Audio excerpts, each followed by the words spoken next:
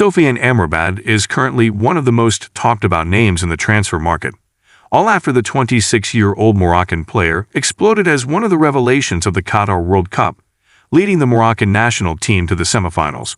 with excellent performance that has led him to the attention of several.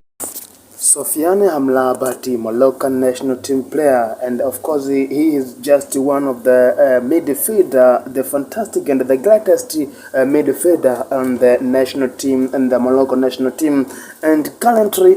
different European clubs are in need of him, and the first club that shows the purpose of getting his signing is Liverpool Football Club. The England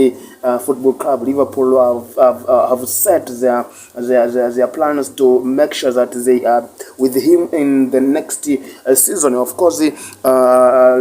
Sofyan Amrabat observed and showed and realized his talent in the Qatar World Cup 2022, and it was just the tournament that exposed his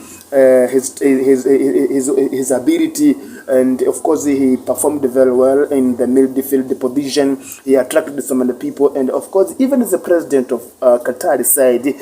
this one is just the best midfielder in the Qatar World Cup 2022 due to the inclusion and the impressive role that he performed in those